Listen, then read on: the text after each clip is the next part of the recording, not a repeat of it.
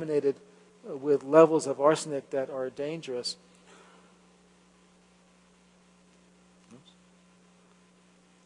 Okay. All right, mercury, bigger topic. Mercury is certainly the most toxic non-radioactive element on this planet.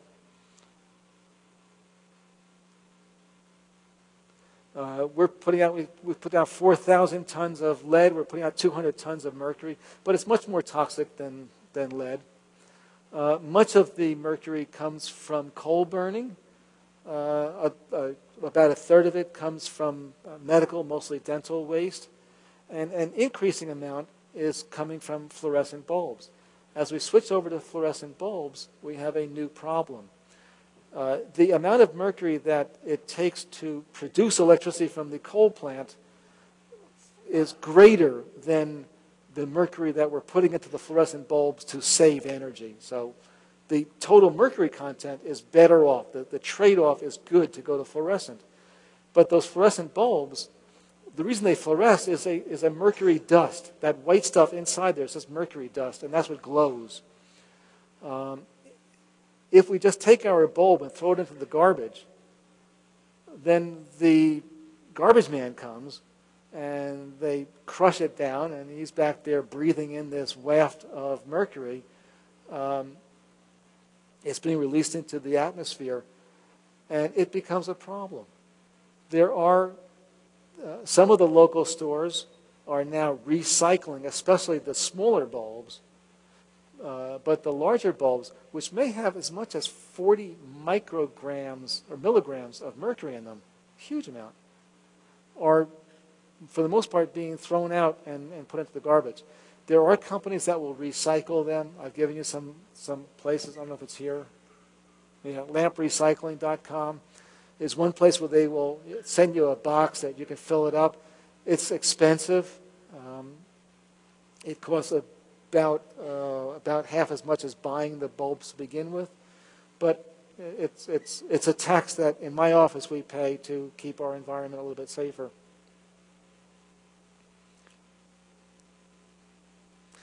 And it's that mercury. The fish are not producing mercury. They don't. They just get what we give them. It goes down into the ocean, goes into the waters, into the algae.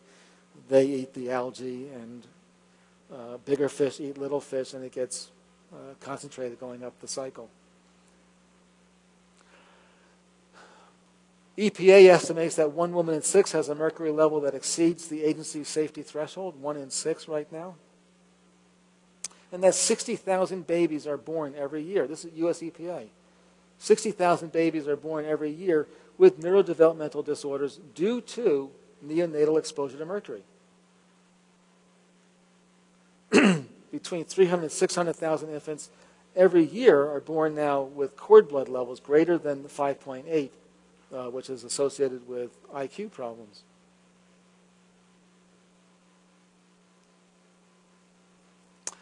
All right, the EPA has never come up with a safe level of mercury, but they said let's limit it. No more than 0.1 micrograms per kilogram of body weight per day.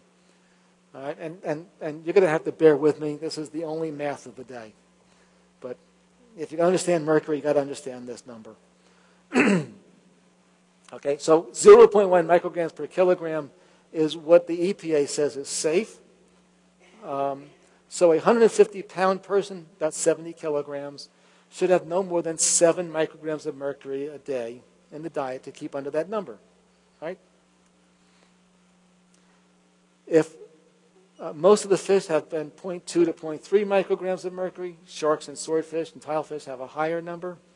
So if we have a 6-ounce piece of fish, if it's one of those flounder, say, we would get 42.5 micrograms of mercury, which would come out to 0.6 micrograms per kilogram. Right?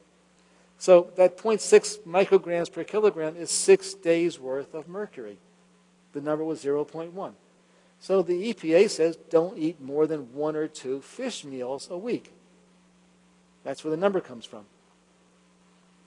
If we had shark, that would have been 22.43 micrograms or 24 days worth. So it says no more than one of those meals per month.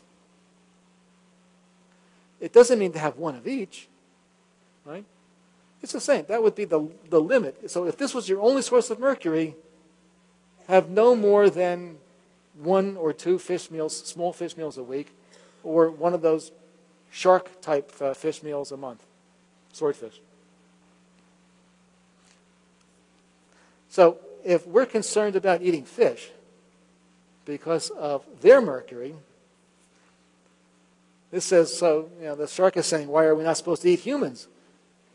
Well, because they contain toxic levels of mercury thanks to all their fillings in their teeth. The mercury that the fish have, they didn't make it. We gave it to them. We put it out in the environment. They ate it. And that same mercury, which comes in our cells, mostly from amalgams, and I'll show you that in a second, is going into our bodies directly. So the dental amalgam situation is this. An average amalgam weighs 1 gram, which is about half mercury by weight. We're currently putting in 100 million amalgams a year, which comes out to 50 million grams or 27 tons of mercury into our teeth every year. If we take that amalgam, that half a centimeter amalgam, I'm going to skip over the math on this. There is an article in that on my website that details how I come to the numbers for how much mercury is released from amalgams. And I don't want to take up time doing that right now. But we're going to get about 13 micrograms per normal-sized amalgam surface in our mouth. If the average American has 8 amalgams, true amount, that comes out to 104 micrograms of mercury vapor being released from that amalgam surface every day. These are the studies that were done, one by Boyd Haley, an earlier one by Dr. Chu, and one by the U.S. Army that confirm those numbers. So about 80% of that would get absorbed. So 80% of the 104 micrograms or 83 micrograms would get absorbed by inhaling the fumes that come off the surface of an amalgam. And the 70 kilogram adult with 8 amalgams would thus get 1.18 micrograms per kilogram per day from their 8 amalgams. That's 11 days worth of mercury from inhaling if we have amalgams in our mouth. So I think that the dental amalgam is a huge problem. And even if the numbers were off by 50%, we are still putting out 5 times what the EPA thought was safe from just our teeth. Those same 83 micrograms would be absorbed during the 207-day pregnancy, which comes out to a rather high number of mercury being absorbed during the course of gestation. 22,000 micrograms over the 9 months of pregnancy. And yeah, we were really concerned about the 237 micrograms of mercury that were injected by the vaccines. Well, maybe we ought to think about the 22,000 micrograms that was being absorbed during pregnancy. And we certainly see that in our parents, and a lot of the parents that we treat. They tell us stories about having had 2 or 3 fillings replaced, having drilling done, having a lot of dental work done. Even just having your teeth cleaned will increase the release of mercury from the surface. I don't think any of you have ever seen this before. When your dentist buys amalgam, he gets it from a supplier. Henry Schein is the major supplier in the world. They don't make the stuff, they just supply it. It comes in a box. This is with the box. I opened the box up, laid it out, took a picture of it. And it says, the ingestion may cause death, neurotoxic or nephrotoxic, kidney damage. Inhalation can cause those other problems. It's a sensitizer. And it says over here, it's harmful if vapors are inhaled. Avoid breathing. Keep container closed. It's corrosive. All these things. I don't know how we could possibly have a box that says this on the surface of it that we are then going to put into our mouths and our kids' mouths. Recently, the IAOMT, the International Association of Oral Medicine Toxicology, has been suing the FDA to go back and review dental amalgam for safety. Dental amalgam was actually never reviewed. It was grandfathered in and said, well, let's let the ADA will govern it. They'll be the watchdogs. It's by coincidence the ADA was the original developer of amalgam, and they hold the patents on it. So they're the ones who are watching the use of this corrosive poison.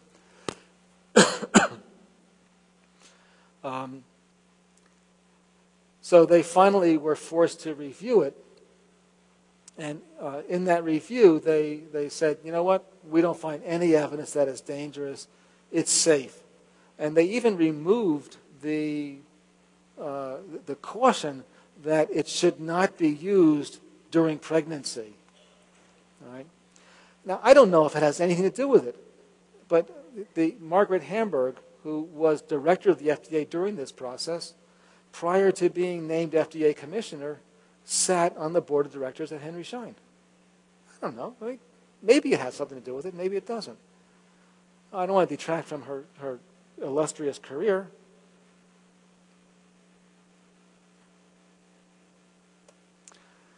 All right. So, getting our own house in order.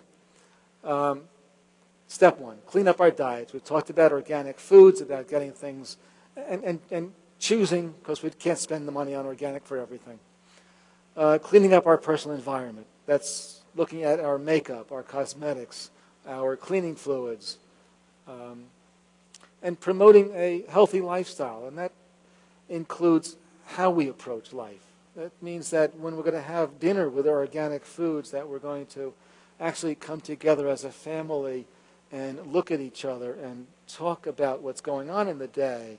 You know, there's a statistic that Americans spend an average of 4 hours a day watching TV and 4 minutes a day talking to each other as a family. I think we need to turn that around. And I could tell you, if your kids are young, and I know we're talking about a group of kids where it may be difficult to have a restful meal with them. I know that. But where we can, if we can sit and look at our kids at breakfast and look at our kids at lunch and ask them about their day and listen to them in a non-judgmental way, we're going to develop a relationship with those kids that when they are 12 and 13 and thinking about having sex, and when they are 14 and 15 and thinking about using drugs, they're going to feel more comfortable talking to you about it. And I can't tell you how important it is to develop this relationship early on and to have